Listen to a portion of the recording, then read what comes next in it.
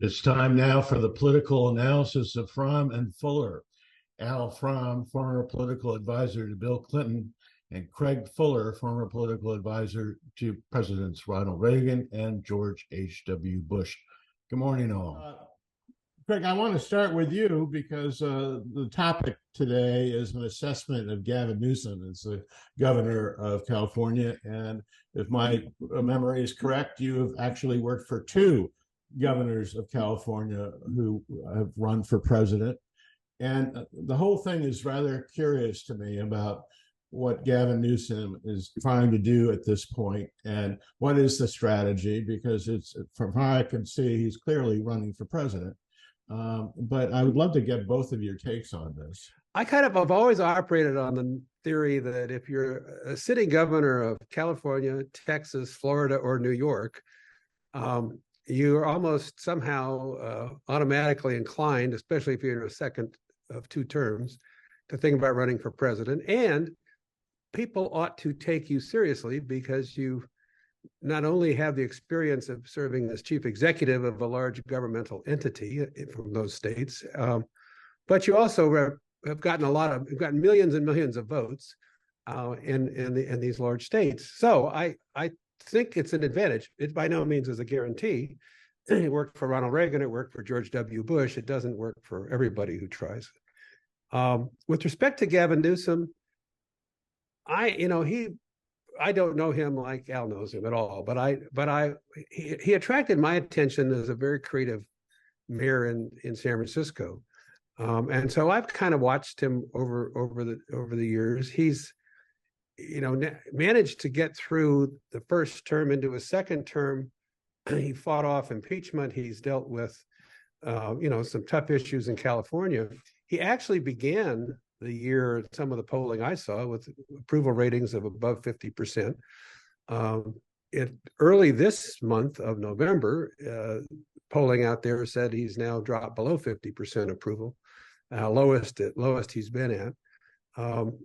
Probably not so unusual for the second-term governor, but he as governor, the downside is always that you have big issues with which you must contend, and therefore you have a record, and some people like what you're doing and some people don't like what you're doing, and you've got the record of a state that you have to defend. Is it growing and vibrant, or are people leaving in droves, and is business in decline? Those are things that's the downside. The upside is he's an experienced chief executive. When it comes to this election cycle, I think he has actually positioned himself very well in that he could have looked to be a spoiler, or could have looked to be a challenger, kind of a Pat Buchanan, vintage like we had on the Republican side. I think he would have been taken seriously had he challenged Biden. I don't know that he would have emerged with a high percentage of votes, and I think the calculation he made was that he was going to be, first champion out there. As long as Biden said he was running, he would be there for him. Was the right one. It gives him a platform to travel around the country, to speak on behalf of the administration, to talk about its accomplishments. In many ways, he's one of their more effective spokespeople, to be honest with you, I think, and very articulate. And one thing we know for sure, we don't know what the outcome of this election will be. One thing we know for sure, in 2028, neither Biden nor Trump will be on the ticket. And so he's positioning himself as, I think, a leading contender on the national scene. He still has to get out of California with a record intact. It's not easy to run as a sitting governor. I might add that, because you have a lot of demands on your time. But if this continues to go the way it seems to be going, I think he could perhaps end up in a cabinet if he wanted to, perhaps just finish his term and go out and put his campaign together down the road. He seems to definitely have presidential ambitions, and I think he's probably one of the solid figures on the national scene if that's what he chooses to do. Al, is this the new Bill Clinton? I know you have some very positive impressions about the governor. I do have very positive impressions about Governor Newsom. it's always dangerous to say he's the new Bill Clinton, because Bill Clinton, was probably one of the most talented politicians of our lifetime. I mean, certainly in Craig and my adult lifetime, the two presidents we worked for were, had more political talent, I believe, than any others, Ronald Reagan and Bill Clinton. But Gavin has been my favorite, as people who have watched the show know, for a long time. He's very smart. He's an idea-based politician. I think he'd be an excellent presidential candidate, and he's probably be a pretty good president. And as Craig says, he's a likely candidate for president in 2028. And if something unexpected were to happen in the next 6 months, I think he'd be well positioned to run next year as well. Look, I've known him for a long time, and I think he's extraordinarily talented. He was a key part of the Democratic Leadership Council, even though San Francisco wasn't viewed as DLC territory, a little bit left of DLC territory. But he was a part of the DLC and a friend of mine even before he got into public life. He's uniquely positioned in the Democratic Party. We're seeing now all these splits in the party where the left is way out of sync with really the vast majority of the Democratic Party on the Middle East, but it also is the loudest component of the Democratic Party. So the strength of the left on that that arena is exaggerated. But Gavin is really well positioned because of his positions on social issues like gay marriage. He's got a lot of credits in the bank on the left, but what people who know him and have seen him operate understand, he's a businessman. He understands how to grow the private economy, which is a very important component, in my view, of any successful Democratic presidential candidate. And his cornerstone idea in California has been citizen service, national service, or state service. He understands, for example, the importance of issues like patriotism to the Democratic Party. So I think all that would help him in a general election. He's a candidate or a person of vision. Let me just tell you about gay marriage, because he was for it before anybody else was, and probably including me. But I remember sitting with him when he was mayor, and he basically came out for gay marriage in San Francisco, first major politician to do that in the country. And the backlash was unbelievable. He just got hammered from all sides. And we were sitting in his office, and he was, he said, I knew this would get a backlash, but I didn't believe it would be like this. And I said, look, you got to look at it this way. It's good politics for you now in San Francisco. The country's changing. By the time you want to run for governor of California, probably be good politics in California. And if you ever want to run for president, probably by that time, the country will have changed. But the thing about Gavin is Gavin was able to see ahead, and he had the courage of his convictions. And I think that's really important. Now, he probably won't be a candidate till 2028, but it's never too early to start. And really, he's going to be debating. I think tonight he's going to be debating Ron DeSantis on Fox with Hannity, and which is probably not the most favorable turf for him, but I'm sure he's going to do well. But things like that for him are almost no lose, because remember, Craig probably remembers this in 1988 when Clinton nominated Mike Dukakis, and the speech that never seemed to end, and Clinton got all that terrible attention. That hurt him a lot in '92, didn't it? I mean, since he's not a candidate, he can only win by this. But interestingly enough, I just want to, on this debate tonight, DeSantis really has a lot at stake. one, he's not much of a debater. Those who watch Republican debates have seen Nikki Haley just, basically obliterate him. And DeSantis' reaction is to have a few memorized one-liners. He doesn't have the ability to engage, and Gavin obviously does that quite well. But DeSantis, the reason the stakes are so high, all his cards are really in Iowa. His campaign's falling apart. I'm sure when he made this decision about a year ago to take on this debate, he thought he'd be in a much different position. He probably thought he'd either be the nominee or the chief opponent to Trump. And now he's hanging on by his fingernails.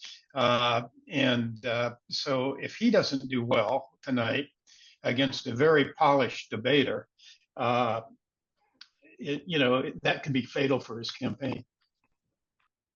Greg, I do want to ask a little bit more about coming from California. I mean, it seems like California is so significantly different from any other part of the country that it's a disadvantage now to be running as the governor from California, don't you think? Well, you were there as well. California always sort of comes up as just a different kind of place. When Ronald Reagan suddenly got serious about running again in 1978, 79, for sure, a lot of people that on the East Coast said, come on. I mean, for the governor of California, an actor, they'd forgotten he'd been the governor of California for 8 years, for heaven's sakes. And so they just thought about it as different. And it is different, but it cuts both ways. It's very environmentally sensitive. A lot of technology companies out there. I saw in the polling today, or survey talked about today, that one of Biden's challenges is he's losing the younger voters that are going away from the Democratic Party. A young, vibrant governor from California, like Gavin Newsom, probably brings them back and attracts them. So it cuts both ways. It's again, I think it gives, whatever the downside might be, it gives an individual the opportunity to campaign in basically a nation state. Al is quite right. You can't start this process soon enough. In fact, honestly, Ronald Reagan tried a couple of times before he won. George Herbert Walker Bush ran for president before he eventually won. It's the kind of seasoning that's really needed to run a successful national campaign. And by running twice and winning statewide in California, somebody like Gavin Newsom has a lot of experience. I could not agree more with Al in this notion that this debate is just confounding to me. Why a Republican presidential candidate would agree to debate basically a spokesman for the Biden campaign is just nuts. I mean, it's nuts. It's nuts for DeSantis. It's great for Gavin Newsom. I mean, he's elevated by this before he ever steps on the stage. He is debating a presidential contender from the Republican Party, and I also agree that if you were taking bets, that I have to think Gavin Newsom is more articulate and better at this, again, from his California experience, than Ron DeSantis, who's suffering almost humiliating unfavorable ratings in his own state. So DeSantis has nothing to gain from this unless he knocks the ball out of the park, and there's nothing so far to suggest that's going to happen.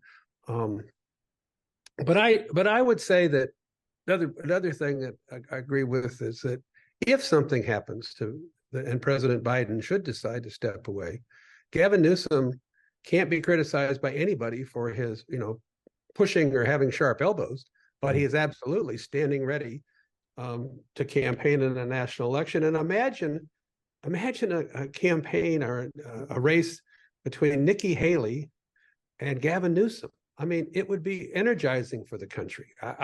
I'm clearly in Nikki Haley's camp, but I wish she could campaign against somebody that's a real challenge and really could could draw different points of view than you'd have if between the Trump and Biden kind of race. So I think we're going to hear more from Gavin Newsom, assuming that state of California under his continued leadership does reasonably well. One question for you as we close up. How about the scenario where Joe Biden does, in fact, say that he won't be running again and makes the automatic gesture to support Vice President Harris? Does Gavin Newsom just let that happen? I guess that's a very good question. And I think the answer is it depends on when it happens. But if it happens sooner rather than later, it really depends. And it depends on how Biden decides to back Vice President Harris. Clearly, she is in the path of Gavin Newsom to the nomination in 2024 if Biden doesn't run. But when Obama left the presidency, he didn't back his vice president. He backed Senator Clinton. And it is conceivable that if Biden were to leave, and I think it's unlikely that this will happen voluntarily, that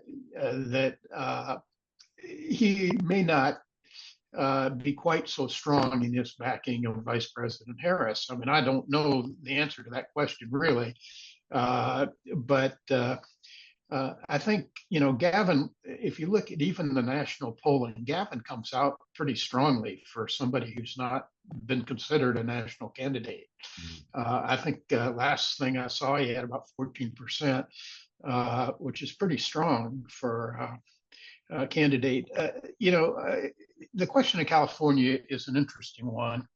And to some degree, of course, Vice President Harris would have the same problem, incidentally, because she also is from California. But while there probably are some liabilities for being from California, California tends to produce pretty talented and qualified people, and that an individual talent and qualification shows up pretty well in a presidential race. But the other thing is, when we were talking about running in 1992, Bill Clinton, he always used to say to me, we have a national recognition factor of 0.5% because that's the number of people there are in Arkansas. So there's an advantage to a big state too. Yeah. And the governor, as Craig said, the governors of California, New York, Florida, and Texas are national figures to start, or at least as close as a governor can be. So that is an advantage. Look, the chances are, despite what Craig and I probably would like to see, that it's going to be Trump versus Biden. And Lord knows if it isn't. I mean, if Nikki Haley's